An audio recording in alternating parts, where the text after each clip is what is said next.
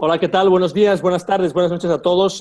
Soy Ángel Ribó con Intao Televisión. Como sabéis, soy un consultor internacional, orador público y cofundador y presidente de la Fundación Niños Sabios. Y estamos aquí nuevamente con Julio Maximilian Arro, cogerente general de Intao Corporación e Intao Televisión. ¿Qué tal, Julio? ¿Cómo estás? Muy bien, Ángel, ¿tú qué tal? ¿Cómo estás? Muy bien, gracias. Muy entusiasmado, como siempre, por tener a un extraordinario invitado hoy en nuestro programa. Además, pues una persona que no solo quiere a esta tierra y quiere a América Latina, sino que además pues, ha tenido una gran cantidad de experiencias en la región. Entonces, pues se suma a las que todos nosotros hemos tenido de forma combinada. ¿Qué te parece, Julio? Fantástico. Listo, pues vamos a darle ya la entrada a José Antonio Sáez. ¿Qué tal, José Antonio? ¿Cómo estás? Muy bien, encantado de estar con vosotros y compartir esta velada, sí. Exacto, gracias, muchas gracias, un placer tenerte aquí. Y bueno, vamos a empezar. Para las personas que no conozcan a José Antonio Sáez todavía, pueden ir como siempre, pues aquí en LinkedIn lo van a ver, o si estáis viendo en YouTube podéis ir a LinkedIn y veréis su perfil, pero ¿cómo te gustaría presentarte a ti? ¿Cómo te definirías tú, José Antonio? Pues bien, bueno, soy una persona que tiene muchas inquietudes, una persona que tiene una formación en ingeniería industrial, digamos es Master Science en Industrial Engineering, y que toda mi vida he tenido una vocación de internacionalidad. Por eso también conozco a Ángel o Ángel desde hace muchos años. Desde la universidad ya estábamos viendo cuáles eran las posibilidades de podernos mover y trasladar con becas Erasmus, con IAESTE, que es una organización internacional para intercambio de estudiantes técnicos, o incluso la gran experiencia que pude tener con el Parlamento Europeo de los Jóvenes. Y desde entonces pues ha sido recorrer el mundo, recoger experiencias, aprender en distintos sectores y sobre todo ese aprendizaje para poder comprender las distintas culturas, tanto de Oriente Medio como África, como ahora Latinoamérica. Yo creo que, Excelente. perdona que te interrumpa, Julio, estaba súper tentado porque hay pocas veces, de hecho, definimos le recordamos a la audiencia lo que quiere decir Intao, ¿no? Yo escuchando a José Antonio creo que es lo primero que me viene a la mente, ¿no crees, Julio? Totalmente, Ángel, totalmente. Adelante, adelante. Es ese camino, digamos, de aprendizaje, de conocimiento, digamos, o sea, e ir por el mundo, ¿no? Avanzando y cuanto más rico, cuanto uno más viaja, más uno aprende. José, ¿quieres contarnos, por ejemplo, ahora en qué desafíos estás actualmente? Pues ahora estoy volviendo un poco a los orígenes de hace 10 años, cuando después de trabajar para unas multinacionales, pues con el boom inmobiliario o de desarrollo económico que hubo en España, pues creé mi propia empresa también de ingeniería y una empresa internacional de instalaciones, que claro, lo hicimos para el exterior. Después de estar recorriendo varios años pues, Oriente Medio y América Latina, creo que es una tierra de oportunidades y que se le puede dar un valor añadido a los proyectos teniendo en cuenta los conocimientos y el desarrollo que, por ejemplo, hemos tenido en Europa, gracias a la entrada de la Unión Europea, y hacer ese intercambio técnico. De hecho, tuve la suerte de ser el interlocutor del Colegio de Ingenieros Industriales de España, junto con el CODIA, que es el Colegio Oficial de Ingenieros y Arquitectos de República Dominicana, para crear un convenio de cooperación y colaboración donde se pudieran intercambiar desde temas técnicos hasta poder haber una facilidad en la convalidación de los estudios y de los títulos. Entonces, bueno, eso es el fondo, el poder cooperar, el poder colaborar, el tener experiencias, esa flexibilidad que se debe de tener realmente para cualquier ingeniero. Supongo que en cualquier profesión, pero especialmente en la tecnología y en el intercambio de conocimientos técnicos. Desde el punto de vista, obviamente una de las regiones donde más has estado ha sido en América Latina, ¿no? ¿Cómo ves tú la adopción de tecnología? ¿Cómo ves la tecnología, el progreso en América Latina en todos los años que tú has vivido aquí? Vale, desde que estuve en Colombia, pues ha habido varios intentos. Siempre hay un espejo que es tanto los vecinos del norte, que son Estados Unidos, como la vieja Europa, en seguir lo que son las directivas comunitarias en Europa en cuanto a energía, ahorro energético, evolución tecnológica, pero claro, siempre con la componente de la localización propia. Es decir, en este caso yo estoy en República Dominicana, la dominicanización o el aplatamiento de esas leyes para poder aprovechar pues ciertas ventajas tecnológicas que se han podido desarrollar en otros países. Por ejemplo, ahora mismo en República Dominicana se está cambiando el mix energético, introduciendo energía renovable como son eólica y fotovoltaica y aprovechando pues esa bajada de precios por la mayor producción y siempre mirando cuáles pueden ser los aspectos legales para que se haga de una manera organizada y con sostenibilidad, que a cierto punto lo que es. En otros países de Latinoamérica sí que he podido tener experiencias y contactos en Colombia y en Perú con las primeras piedras en el hecho de dotar energía renovable o sostenible para lugares donde no llegaba la energía eléctrica, por ejemplo, en el campo, en la montaña. E incluso tuve la oportunidad de participar en un proyecto muy interesante de dotar de energía fotovoltaica, con unos módulos fotovoltaicos, a neveras para poder tener vacunas a la temperatura adecuada en lugares remotos, ¿no? O sea, todo ese tipo de cuestiones son las que le dan un valor añadido a la profesión para que no sea ni monótona y pueda uno estar satisfecho después de que se ha aportado algo, aparte del valor añadido de un producto y de la creación de riqueza, ¿no?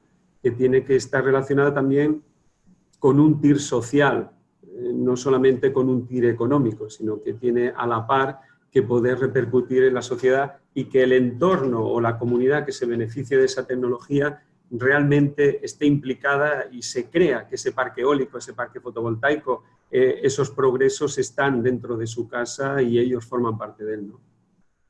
Wow, José, me has adelantado también que has estado por África y Medio Oriente. ¿Cómo comparas la región latinoamericana con nuestras otras dos regiones en términos de adopción o en términos de políticas gubernamentales para justamente el área de energías renovables? Wow, ahí es donde está una de las cosas más emocionantes y fascinantes cuando uno viaja.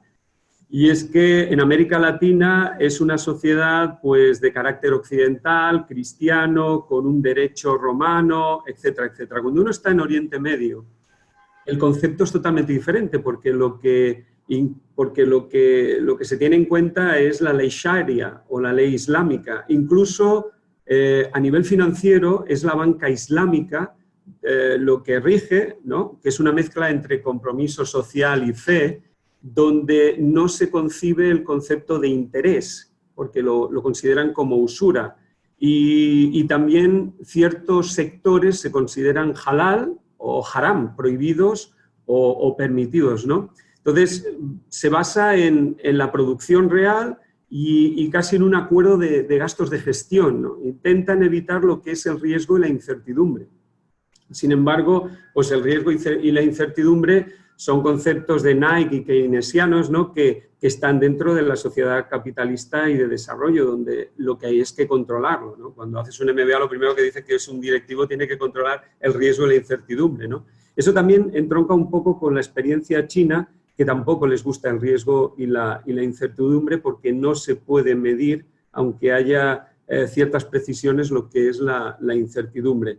A partir de ahí, pues claro, profundamente la religión está impregnada en lo que son los negocios y en la vida social. Y eso hace pues, que bueno, sea una experiencia de vida muy interesante y que uno mire con otra perspectiva el comportamiento de las personas, porque no se rigen con los mismos conceptos que tenemos occidentales, democráticos, etcétera, sino que tienen otro tipo de comportamiento desde la base de la educación y de lo que está permitido o no y de lo que han ido aprendiendo de sus padres y de los distintos libros y de los distintos comportamientos de ley, ¿no? Entonces, en Latinoamérica es muy parecido a lo que es España. Muchas veces identifico acentos con distintas regiones de España, ¿no? Lo típico canario, extremeño, andaluz.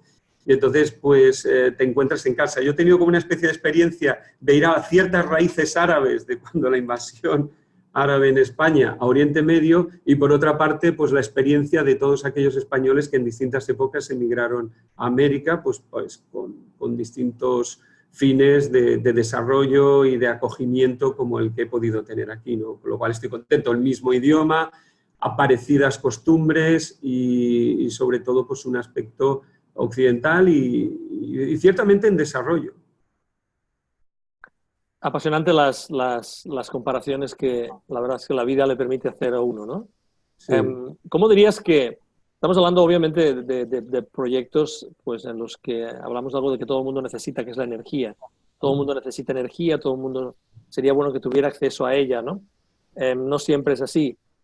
¿Crees que se valora igualmente el acceso a la energía de igual forma o el acceso a infraestructuras? Porque tú has estado involucrado además en proyectos de grandes, digamos, dimensiones, ¿no? Desde el punto de vista de infraestructura. ¿Crees tú que las diferentes regiones en las que tú has estado involucrado valoran esas dos cuestiones, el desarrollo de infraestructuras y el desarrollo de acceso a la energía de forma similar? En la región de Oriente Medio ha habido siempre una tendencia, sobre todo desde la creación de la OPEP y lo que era la predominancia del petróleo, en vivir un poco subvencionado por esta fuente de energía.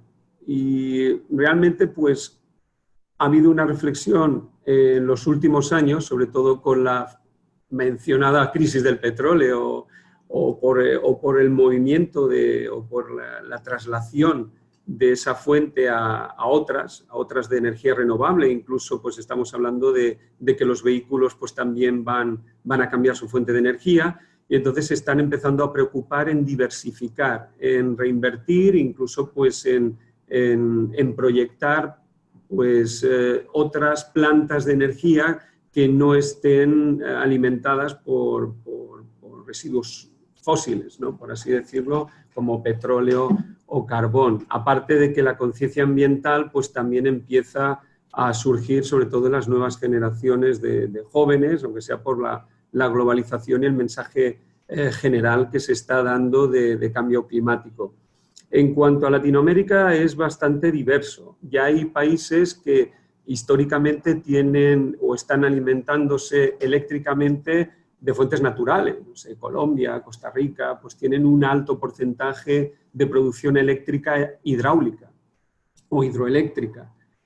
Hay otros países ahora yo me encuentro en el Caribe, en las Antillas, donde el problema es un poquito más complicado. Al ser islas, pues son, digamos, puntos aislados de energía que no pueden transferir ni comprar ni ceder energía de una isla a otra, a no ser que sea por cable submarino, con una serie de proyectos muy complicados y encima con los factores meteorológicos que conocemos, ¿no? Las temporadas de huracanes y demás. Entonces las islas se convierten en un tema muy complicado y que históricamente ha sido suministrado por lo más fácil que podemos pensar, motores diésel o plantas de carbón o plantas de gasóleo.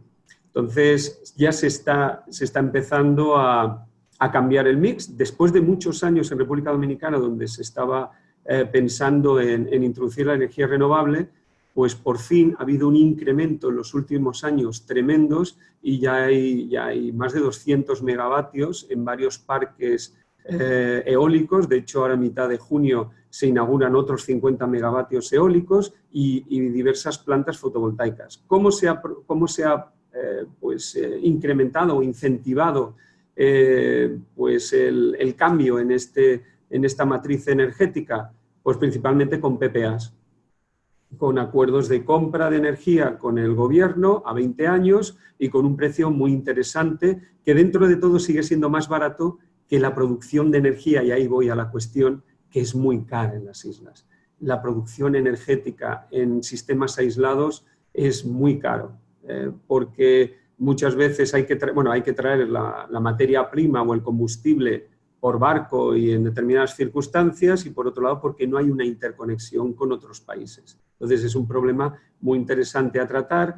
La Española es una isla muy grande, tenemos Haití y a República Dominicana, pero luego hay otras islitas, algunas son europeas, otras no, Jamaica, St. Kitts, pues Dominica, etcétera. Trinidad y Tobago es una isla más grande también y tiene fuente de petróleo, con lo cual es más difícil que vayan cambiando el mix energético.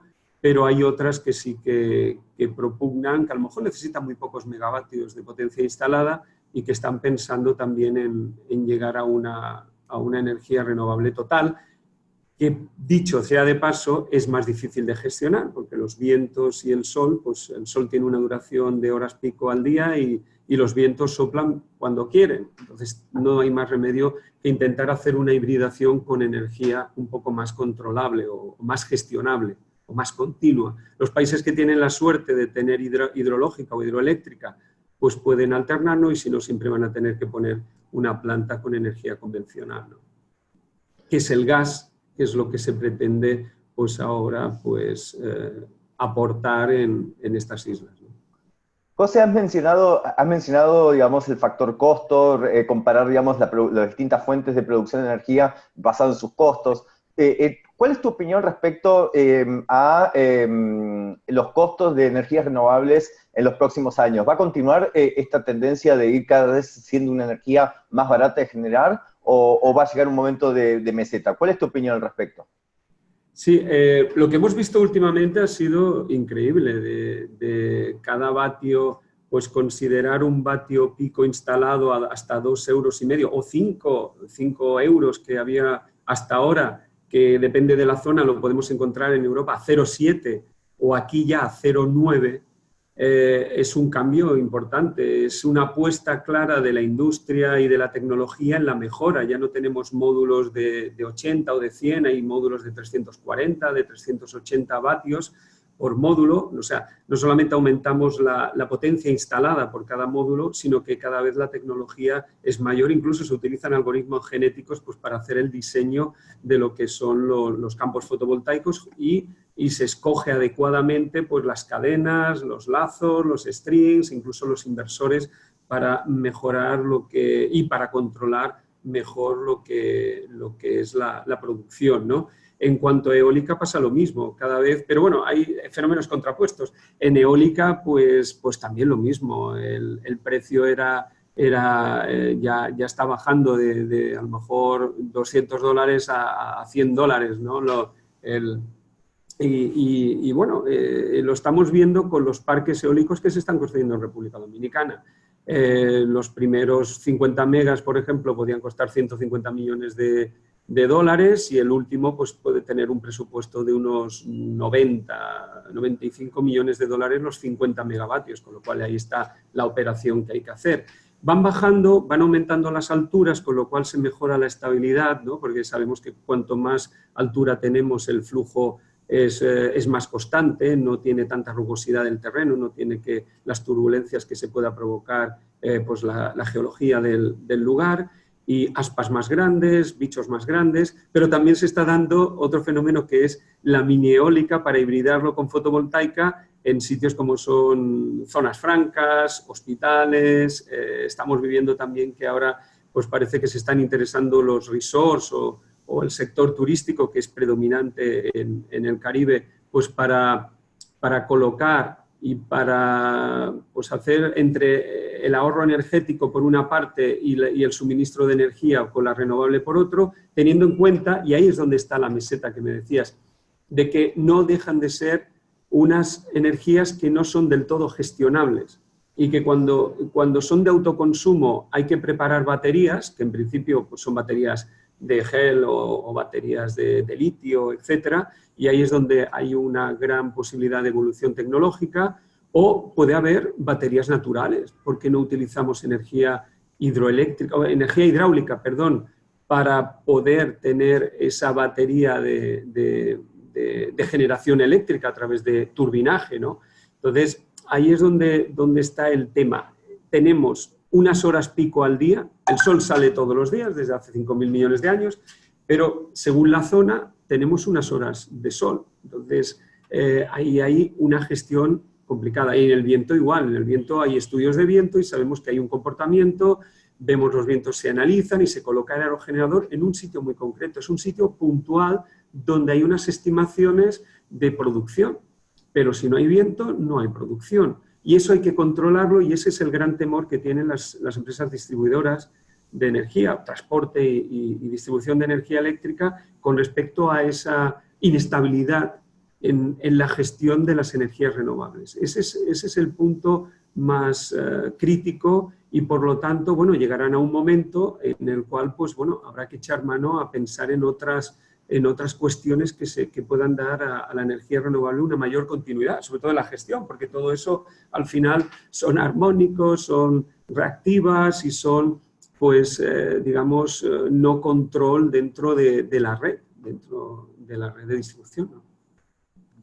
La verdad es que escucharte hablando de este cambio de paradigma en el sector energético es extremadamente constructivo y obviamente pues muy interesante. Y me permite eso pues hacer la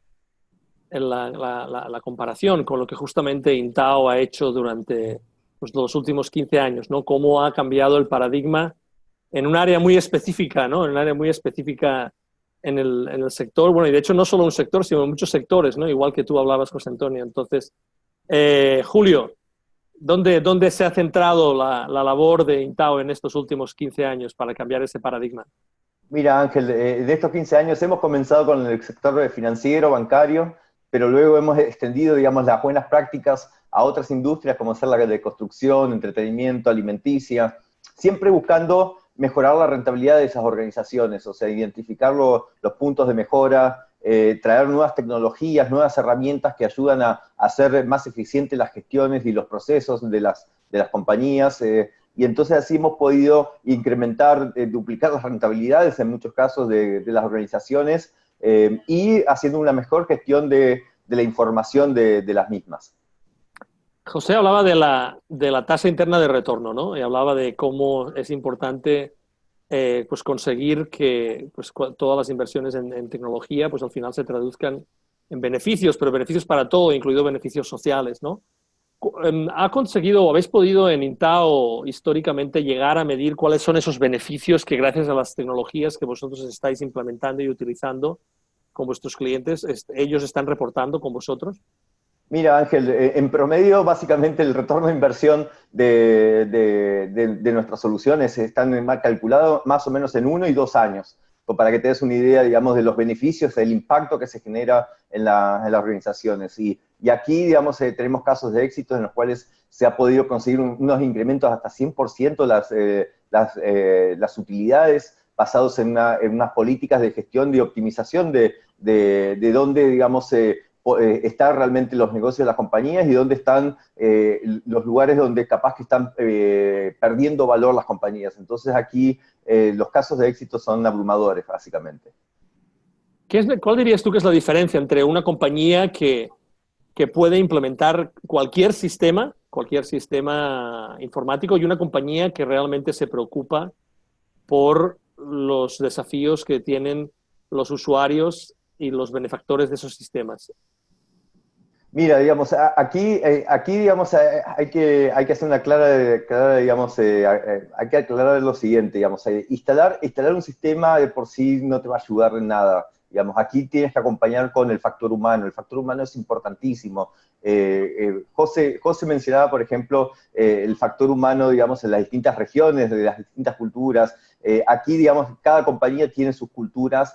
Hay compañías que son más amigables a aceptar nuevas tecnologías, otras no, otras que son más proclives a poder generar sus propias tecnologías dentro de sus organizaciones y a veces necesitan ayuda externa, pero sucede a veces que nos encontramos con casi, digamos, todas las organizaciones que visitamos, el mal uso de las herramientas que tienen. Hay una ineficiencia en los procesos, digamos, adquieren herramientas que utilizan capaz que un 20%, un 30% de sus capacidades. Entonces ahí claramente hay oportunidades de mejora sencillas, digamos, y hasta incluso, digamos, es simplemente con actividades que nosotros siempre proponemos como coaching, ayudando a los distintos equipos de trabajo en maximizar las herramientas y así poder empezar a ser cada vez más eficiente en los procesos.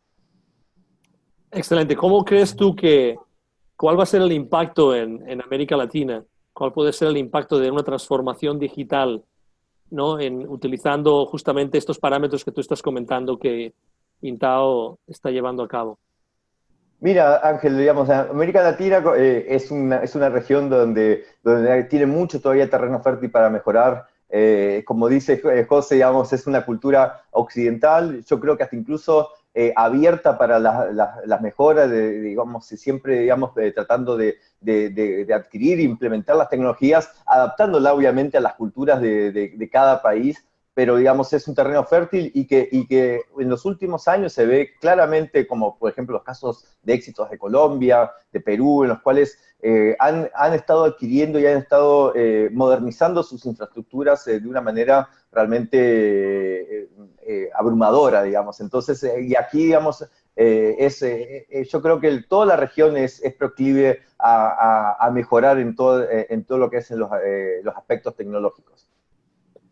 Buenísimo. Eso me da pie, de hecho, para lanzarle lo que se llama una pelota curvada. No sé cómo se diría la traducción exactamente, pero como José Antonio vive en una cultura extremadamente ducha en la pelota, en el béisbol, y estoy seguro que José Antonio, primero es amigo mío y me va a perdonar la pregunta, sí, y en segundo lugar, pues vive en un país en el que el béisbol es pues, el deporte nacional, sin duda, ¿no? Aquí en Dallas tenemos a los Texas Rangers. Pero déjame que te lance esta pregunta. Estamos hablando obviamente, pues de la capacidad de poco a poco ir disminuyendo el coste de producción de energía para hacerla pues, más universalmente posible, ¿no?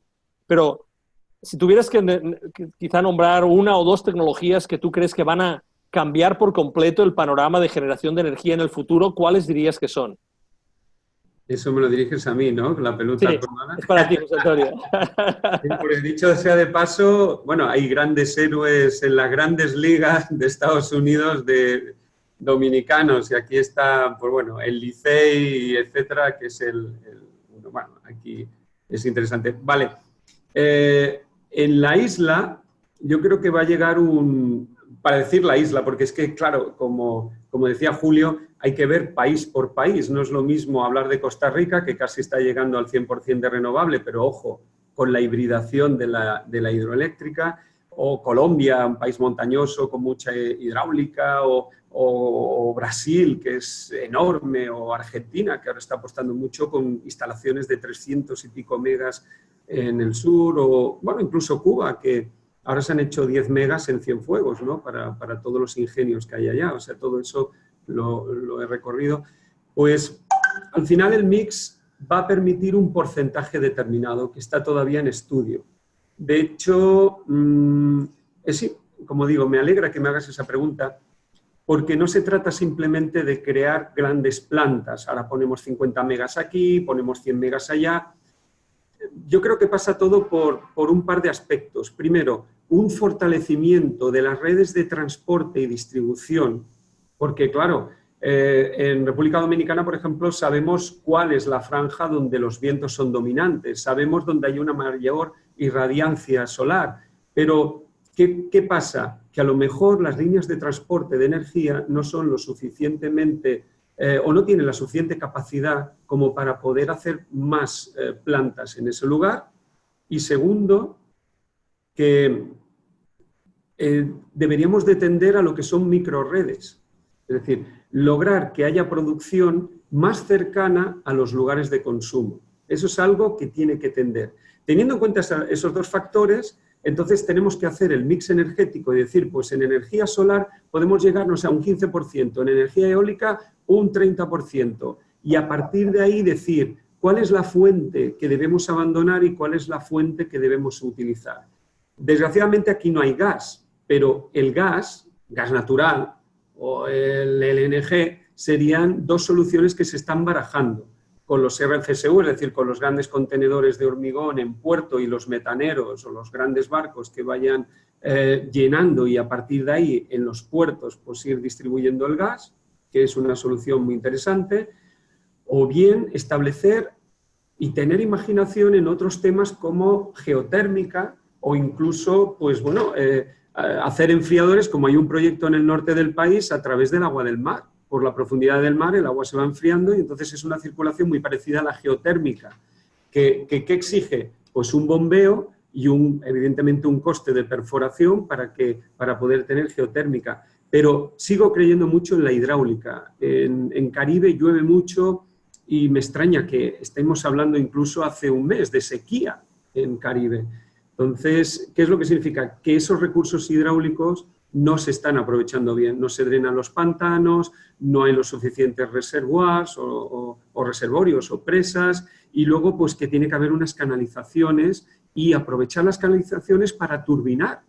Entonces, es complejo como se puede ver, ¿no? No es una solución que venga tan fácil, pero cogiendo esa pelota o bateándola, diría que siempre en el mix hay que ser realista con la idiosincrasia y con las características técnicas y geológicas e incluso geográficas del país y establecer, primero por necesidad y segundo por una estrategia de microredes o de generación en los puntos de consumo, mejora de la red eléctrica y por fin ya podemos decir qué plantas son las que deben ir ahí o no. En el interior tienes menos sentido un transporte, a lo mejor en los puertos o en las zonas donde hay más industrialización tiene un sentido una canalización de gas y una planta de gas. Entonces, ese sería un poco la respuesta también ambigua y curvada, pero es que no hay una solución única y depende de la voluntad política y el endeudamiento. En Europa estamos endeudados al 100%, sin embargo, en República Dominicana la deuda es el 50% del PIB. Puede haber un recorrido, pero también tiene que haber una estabilidad, que la hay, pero también tiene que haber sobre todo unos intereses bajos de deuda, ¿no? Y mucha inversión privada, que es de lo que se pretende, ¿no? Y que ahora en el Congreso estaba una ley de APPs y entonces pues con lo que son concesiones, pues abrir un poquito más con concesiones, con cierto control, para un control de precios, pues podría haber una solución también de entrada de capital para la generación eléctrica. La energía todavía aquí es muy cara en la isla. Ok, buenísimo. Bueno, pues nada, muchas gracias, José Antonio, por estar aquí con nosotros. La verdad es que ha sido un placer, una gran cantidad de experiencias y de conocimiento. Y bueno, en algo tan fundamental y tan básico sin lo que los sistemas no funcionarían. De hecho, no funcionaría nada que nosotros utilizamos. Sin energía no funciona nada. Exacto, no funciona nada. Entonces, muchas gracias por estar aquí con nosotros, José Antonio. Un placer tenerte. Y bueno, aquí tienes tu casa en Intao Televisión. ¿Y dónde crees, las personas que quieren hablar contigo, José Antonio, cómo te pueden conectar o contactar? Bueno, tengo un perfil de LinkedIn, con mi nombre lo pueden ver o también pues a través del correo electrónico, pero yo creo que en el perfil de LinkedIn es suficiente. Yo voy a empezar a publicar también dentro de poco, o me sugieres... ¿Cómo es tu nombre? No, ¿cómo es tu nombre exactamente en José Antonio? Es José Antonio Sáez Calvo. José Antonio Sáez Calvo. Perfecto. Sí, ahí es como aparezco en LinkedIn. Excelente, muchas gracias. Y Julio, las personas que quieran saber más sobre Intao Corporación, ¿dónde pueden dirigirse? Bueno, me pueden encontrar en el perfil de LinkedIn también, J. Maximilian Arro, JM Arro es el nickname. También me pueden encontrar, escribir un correo en jmarro@intao.com o ahí intao.com es la página y ahí pueden escribirnos. Buenísimo, pues bueno, a todo el mundo que nos ha visto hoy, muchísimas gracias. Espero que, como siempre, os haya gustado tanto como a nosotros la conversación que hemos tenido hoy con José Antonio Sáez, extremadamente interesante y algo tan fundamental como es la energía en nuestro mundo y además en varios mundos, porque él ha vivido pues, en culturas muy diferentes. Y nada, esperamos veros en nuestra próxima entrevista. Otra vez soy Ángel Ribó con Intao Televisión. Nos vemos muy pronto. Un abrazo a todos y hasta pronto. Chao. Muy pronto. Chao.